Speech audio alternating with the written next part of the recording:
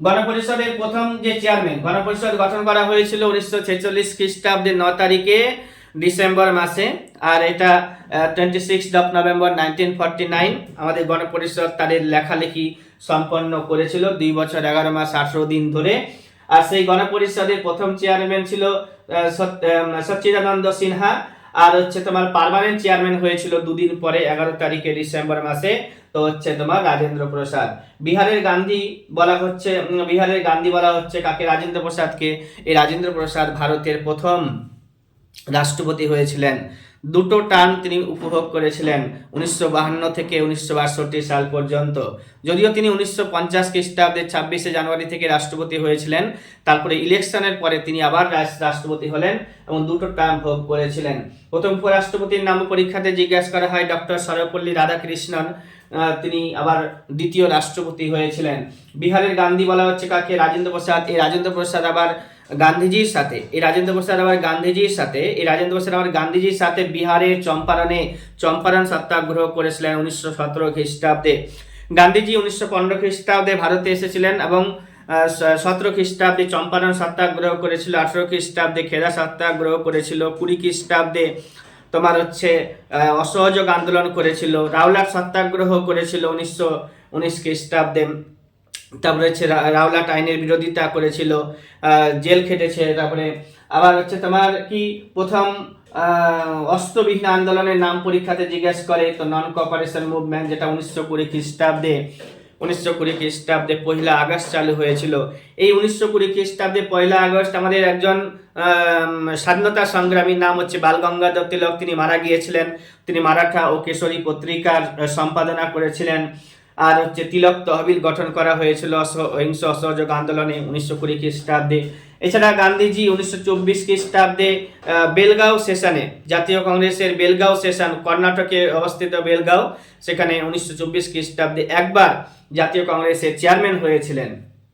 আর জাতীয় কংগ্রেসের চেয়ারম্যান কে কতবার হয়েছে সেটাও পরীক্ষাতে আসে। তো বিশেষ করে দাদাভাই নওরোজির কথা বলবো, তো দাদাভাই নওরোজি জাতীয় কংগ্রেসের চেয়ারম্যান হয়েছিলেন 3বার, সেটা পরীক্ষাতে আসে। 1886 খ্রিস্টাব্দে, তারপরে হচ্ছে 1893 খ্রিস্টাব্দে এবং 1906 খ্রিস্টাব্দে। 1906 খ্রিস্টাব্দে যখন জাতীয় কংগ্রেসের সেশন হলো, তো সেই সময় স্বরাজ বলে একটি কথা দাদাভাই নওরোজি তুলেছিলেন। এই দাদাভাই নওরোজিকে grand old man of India, আর ওল্ড ম্যান অফ ইন্ডিয়া তার মানে ভারতের সর্বাধিক বৃদ্ধ মানুষও বলা হয় তাকে। আর he is also non unofficial ambassador from India to England. আর হচ্ছে তিনি ইংল্যান্ডে ইস্ট ইন্ডিয়া অ্যাসোসিয়েশন তৈরি করেছিলেন 1866 খ্রিস্টাব্দে। আর হচ্ছে ইংল্যান্ডে করেছিলেন ইস্ট ইন্ডিয়া অ্যাসোসিয়েশন।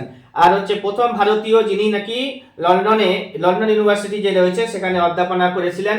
আর তিনি লিখেছেন poverty and An British rule in India, তারপরে হচ্ছে তোমার কি ড্রেন অফ ওয়েলথ, এই জিনিসগুলো লিখেছেন।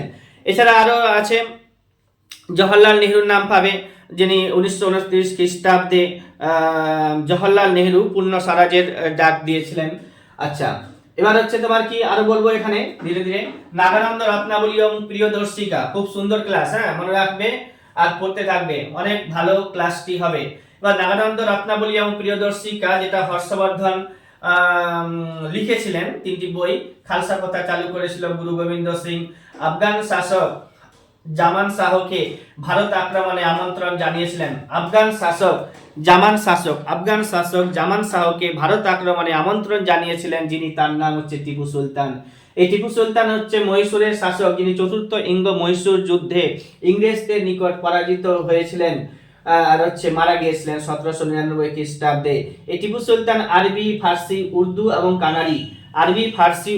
এবং কানাড়ি এই 4টি ভাষাতে পণ্ডিত ছিলেন। আবার এই টিপু সুলতান যে হায়দার আলীর সন্তান ছিলেন। এই টিপু সুলতান এবং মহীশূর সম্পর্কে আমার একটা আলাদা ক্লাস থাকবে, ভিডিও সার্চ করে পড়তে হবে, আমার চ্যানেলকেও সাবস্ক্রাইব করে রাখতে পারো, ভালো ভালো ভিডিও আসবে, ক্লাস আসবে। এবার আলেকজান্ডার ভারত আক্রমণ করেছিলেন 326 বিসিতে। এবার হচ্ছে আমি বেশ কিছু নদীর নাম বলবো, যে দক্ষিণ ভারতে যে সমস্ত নদীগুলো রয়েছে, তার মধ্যে আরব সাগরে যে সমস্ত নদীগুলো পড়েছে সেগুলো পরীক্ষাতে আসে। আর আরব সাগরে যে সমস্ত নদীগুলো পড়েছে সেগুলো যদি তুমি জানতে পারো, মনে রাখতে পারো, তাহলে বঙ্গোপসাগরে যেগুলো পড়েছে সেগুলো সম্পর্কে আর তোমার কোনো অসুবিধা হবে না। এবার হচ্ছে কি যে আরব সাগরে যে সমস্ত নদীগুলো, বঙ্গোপসাগরে যেহেতু অনেক নদী পড়েছে, আরব সাগরে একটু পরিমাণটা কম, যার কারণে আমি একটা ছোট্ট একটা লাইন তৈরি করেছি, ট্রিক্স তৈরি করেছি, যেটা দিয়ে তোমার সমস্ত নদীগুলোর নাম মনে থাকবে। যেমন হচ্ছে এটা আমি আলাদাভাবে আবার শুধুমাত্র এই লাইনটাই আমি আলাদা একটা ছোট্ট ভিডিওর মধ্যে তোমাদেরকে তুলে দিব। আজকে শুধুমাত্র বলে দিচ্ছি কি যে সবকা সাথ, এই লাইনটা সবাই হয়তো জানো, सबका साथ प्यार करने वालों हम तुमको मार डालेंगे, सबका साथ प्यार करने वालों हम तुमको मार डालेंगे, লাইনটা মুখস্থ রাখবে। এখানেই সমস্ত নদীগুলোর নাম তুলে দেওয়া হয়েছে যেগুলো আরব সাগরে পড়েছে।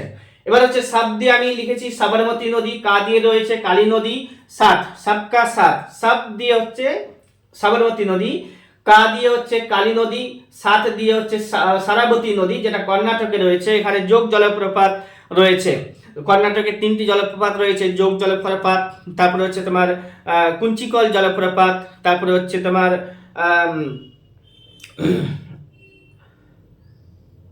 শিব সমুদ্রম জলপ্রপাত যেটা কাবেরী নদীতে রয়েছে।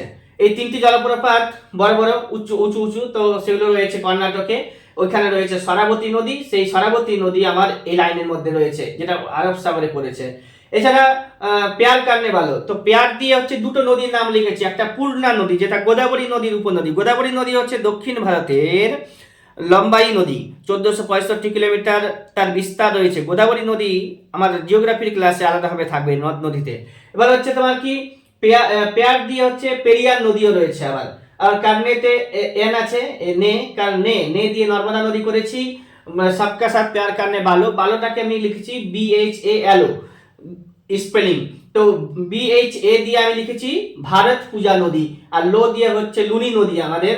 এবার হচ্ছে তুমকো, হাম দিয়ে হচ্ছে তোমার হামে ম আছে, সেখান দিয়ে মান্ডবী নদী যেটা গোয়া, গোয়া মান্ডবী নদীর তীরে অবস্থিত। গোয়ার রাজধানী যে পানাজি রয়েছে, যেটা আমাদের 25তম রাজ্য, স্মলেস্ট স্টেট অফ ইন্ডিয়া। আর হচ্ছে তোমাকে তুমকো, তুম দিয়ে হচ্ছে তাপ্তি নদী, আর হচ্ছে মার ডালেঙ্গে, মার দিয়ে হচ্ছে মাহি নদী। আর এই মাহি নদী 2বার কর্কট ক্রান্তি রেখাকে অতিক্রম করেছিল। আর ডালেঙ্গে দিয়ে হচ্ছে ধান্দার নদী, ঠিক আছে, ডালেঙ্গে মার ডালেঙ্গে, তো ডালেঙ্গে হচ্ছে ওটা দিয়ে ধান্দার নদী দেখেছি, ডি দিয়ে ধান্দার নদী।